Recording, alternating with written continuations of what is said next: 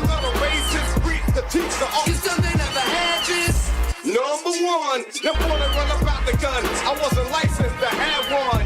The minute they see me, fear me. I'm the epitome, a public enemy. Use, abuse, without clues. I refuse to blow fuse. They even had it on the news. Don't believe the hype. Don't believe the hype. Don't believe the hype. Back when I wrote y'all, yes. We have not yet seen the same kinds of energy and turnout in all quarters of our neighborhoods and communities as we saw when I was running. Now, I also want to say that that seems to be more pronounced with the brothers. So if you don't mind, just for a second, I'm going to speak to y'all directly and say that when you have a choice that is this clear, when on the one hand you have somebody who grew up like you, knows you, went to college with you, understands the struggles and pain and joy that comes from those experiences, who's had to work harder and do more and overcome and achieves the second highest office in the land and is putting forward concrete proposals to directly address the things that are vital in our neighborhoods and our communities, from housing to making sure that our mothers and our fathers and our grandparents can afford medicine, and making sure that we are dealing with prices that are too high and rents that are too high, and are committed to making sure that we maintain the Affordable Care Act, so everybody's got help here, and cares about things like education and entrepreneurship in our neighborhoods. And that's on one side. And on the other side, you have someone who has consistently shown disregard, not just for the communities, but for you as a person. And you're coming up with all kinds of reasons and excuses. I've got a problem with that. Because part of it makes me think, I'm speaking to men directly now, part of it makes me think that, well, you just aren't feeling the idea of having a woman as president. And you're coming up with other alternatives and other reasons for that. And I think anybody you are talking to in a barbershop, anybody you are talking to in your house, in your family, at church, who is coming with that kind of attitude, I think you have to ask them, well, how can that be? Because the women in our lives have been getting our backs this entire time. They've been raising us and working and having our backs. And when we get in trouble, when the system's not working for us, they're the ones who are out there marching and protesting. And so now you're thinking about sitting out or even supporting somebody who has a history of denigrating you because you think that's a sign of strength, because that's what being a man is, putting women down. That's not acceptable. Ooh, that was Barack Hussein Obama getting candid. Some people didn't like it. I live in a world where two things can be true. Is this finger wagging? Some of us need our fingers wagged at us. Some people need their fingers wagged at them. Some people's behavior needs to be examined. Who is he talking to? 866-801-8255. I always operate from the standpoint that if it doesn't apply, let it fly.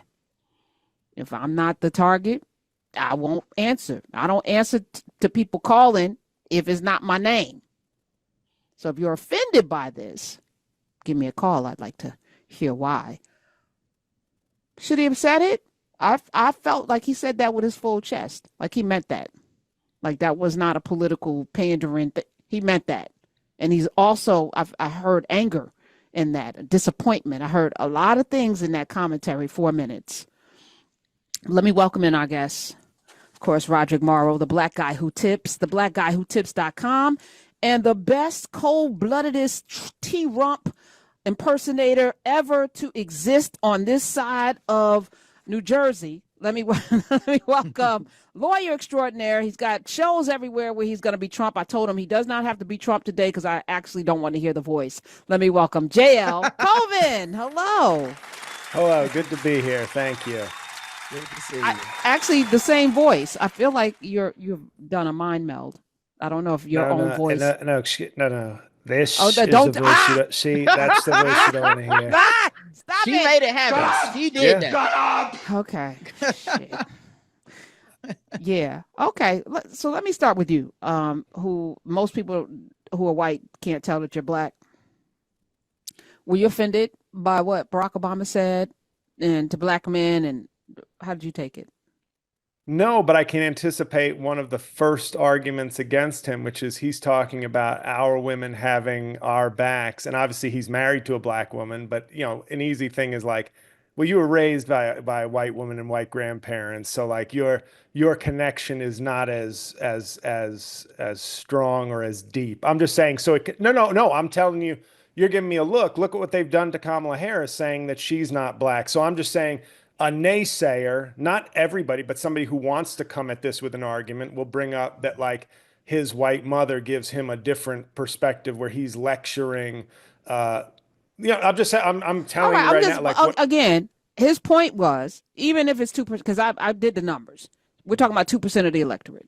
Oh yeah. I'm like, let them do whatever they want. I'm not going to sit here and try to Right. beg somebody to do something for their own good. We're going to show up and do what we need to do, and they'll benefit from us doing what we normally do. Anybody that's not going to show up, the 2% of the black men that won't show up, that's fine. Like I've abdicated that, right? So I think this election is going to be too close that Obama knows it's too like to even give up on 2% is not a luxury we can have because I think my joke about Democrats being the single moms of America, and I think on a smaller level, it's like black people are the single moms of the Democratic Party. So you can't, if Obama gets up there and goes, white people, what the hell is going on? More of you need to vote for Democrats. It's going to actually alienate some white people who are like, what? So he's doing the thing, which is like, I need to go where I think we can still change minds the most. So it comes off as a lecture and an attack on the most loyal base, similar to Democrats always being blamed for America's problems when they're the ones doing the lion's share of the work. Within the Democratic Party, it becomes a thing of, I don't want to lecture. I want to first acknowledge, whatever is 90% of black women, 82%, 85% of black men, whatever the percentages are. But we can see more movement there potentially than by complaining about the obvious, which is white voters haven't voted for a Democrat since 1964. Like Right. a Democrat has not won. They're not coming back. Which is so crazy because Donald Trump is, of course, the best example of worst case scenario. Like, well, no, they have to come back if like a 1940s style incompetent racist ran. Like that would be the point, right? Where they'd say, okay, that's too much. And it's not, which means, like you said, they're not coming back. Right. As a percentage. Yeah, I think obviously I share his frustration with that small percentage of brothers that for some reason can't get excited about a black woman president, you know, like just because I know in 2008 I watched those same people be super excited about a black man president. Some of us just, and that was his point. That was his only point. Like he was actually in the trenches, so he can feel the palpable difference. Exactly. So I share some of those frustrations. I mean, we've all, if you've been on the internet, if you've gone play basketball, gone to a barbershop, we all know a couple people that talk this way where you're like, really? Like, I just feel like if she was a man, we wouldn't even be talking about this shit. Like you would just be like, yeah, no, I'm a vote. But this is, you know, a little bit different coded, probably from just years and years and years of people fighting over gender wars in the community. So you got people that just like see a black woman and they're like, absolutely not, or just I'll never feel good about it. So I understand that. I think also he was talking to a room of black men. It was kind of it like, because I thought when I first saw it, I thought this was in his 45-minute speech he gave. Right. That's how people were sharing it. And I was like, whoa, he in the speech? That's wild. And he didn't. It was in a room of like-minded black men. And I like the pivot of when we see these people in our community, we can't, like, we have to go out and confront that logic. We have to bring that to them. And that part I absolutely agree with, and I live by that. That being said, I do understand the people that feel resentment because it's been like it's been a couple times that he's done this, like kind of coming down on people, where on black people specifically, like when he's at a graduation speech and he's talking about Pookie and Ray Ray and people not raising their kids. Well, those aren't the people here. Like the people here went to college, They did the right stuff.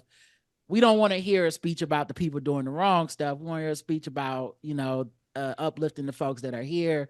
I think people would have liked to hear. And look, but those weren't his whole remarks. I noticed the clip I saw online cut off right as he was switching into like, and so that's why we got to be like this and we are doing this. And I was like, damn, y'all just cut. I want to hear the whole thing, because if he pivoted to some praise of the black men in that room, then that is as much part of the narrative as the admonishment of the black men not in that room. Right.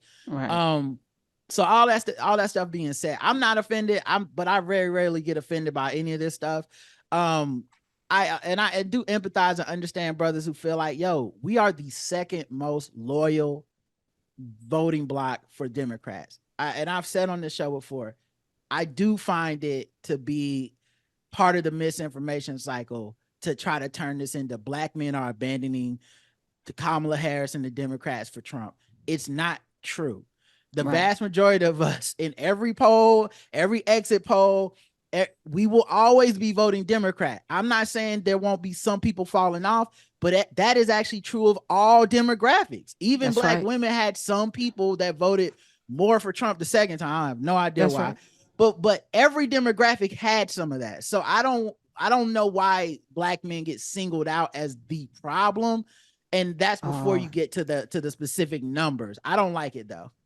I don't like it either. It's how you frame a thing, right? Yeah. You don't have the license to chastise people, when in many ways the institutions of the Democratic Party have been the problem.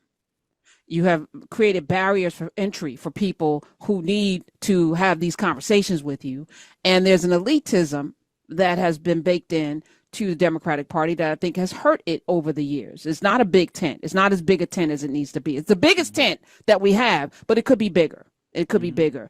And, you know, you bringing up Jamie Harrison, we should talk about that as well. He lost with the most money ever. Why did you give him the keys to do something? We need something radical, right? At this point. That's because he was my classmate at Georgetown Law, so he had the jail jinx. Oh, that makes sense. I see. That's your fault. Yeah. It's your fault. Maybe we should kick you off the show too, because I can't stand.